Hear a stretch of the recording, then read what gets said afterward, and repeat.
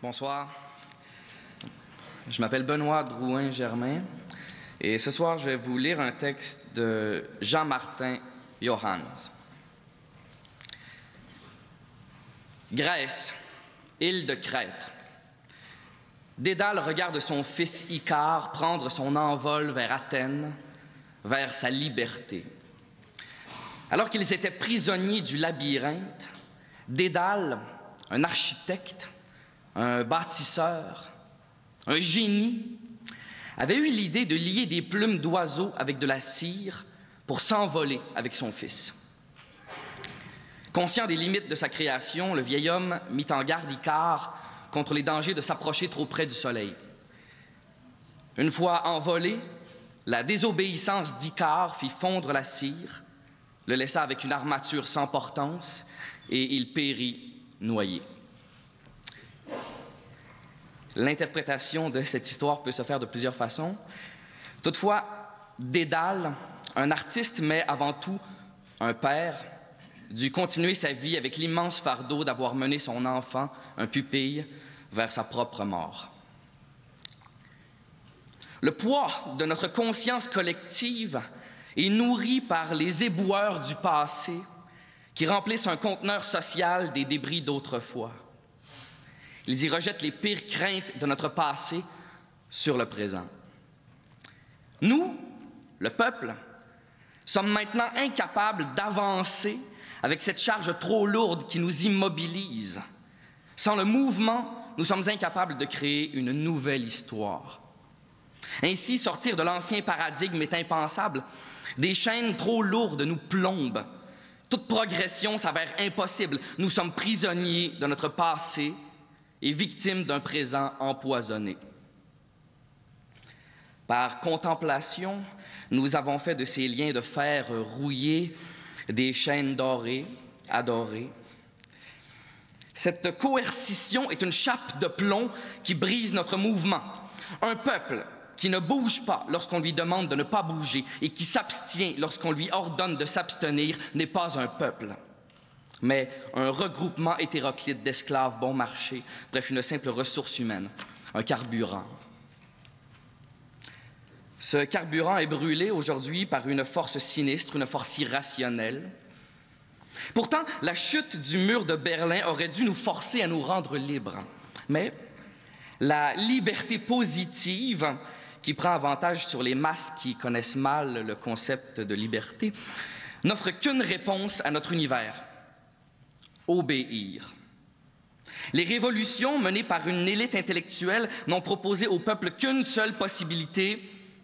Pour atteindre la liberté ultime, le peuple doit être transformé. Cette élite se réservait le droit de transmettre le concept de liberté, orchestrant la terreur pour en être la détentrice unique. Elle devint tyrannique. Et bien que l'élite ait tenté de démontrer que sa tyrannie différait de celle des rois et empereurs, la coercition utilisée fut toujours la même: isoler la pensée humaine du peuple afin de construire une seule avenue irrationnelle. La liberté négative, celle qui nous permet d'exercer un pouvoir de coercition externe et de restreindre le pouvoir d'un petit groupe d'individus sur une plus large masse, nous sort de cette danse de mort et nous fait comprendre qu'il n'existe pas qu'une seule réponse à nos problèmes. Elle nous fait prendre conscience de la déraison de l'ancien paradigme, celui de la liberté positive, qui nous demandait de choisir ou bien un chemin ou bien un autre, alors qu'un tout s'offre aussi à nous comme réponse.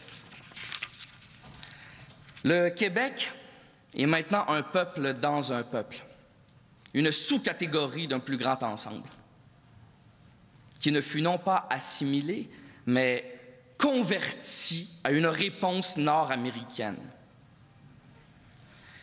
La liberté est la liberté. Elle découle d'une intelligence collective et non d'une conversion forcée. Nous devons tendre à devenir des êtres rationnels qui luttent pour leurs droits.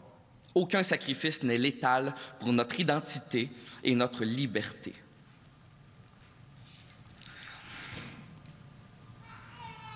Un jour, un étudiant demanda au grand philosophe Wittgenstein comment nos ancêtres médiévaux ont pu être si idiots d'avoir pensé que le Soleil tournait autour de la Terre. Et Wittgenstein lui répondit qu'il aurait aimé voir un monde où le Soleil tournait vraiment autour de la Terre. L'impact, pour nous, êtres humains, aurait été le même, car nous ne voyons que ce que notre connaissance nous permet de voir. La vérité doit toujours prévaloir dans notre société, et l'homme ne peut croire que ce qu'il voit et ne voit que ce qu'il connaît. La civilisation grecque fut la première, avec Aristarque de Samos, à supposer que la Terre tournait autour du Soleil.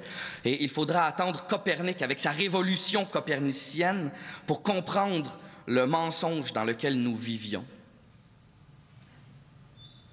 Aujourd'hui, mes frères et sœurs, il nous est donné à nous de faire ce changement, cette révolution.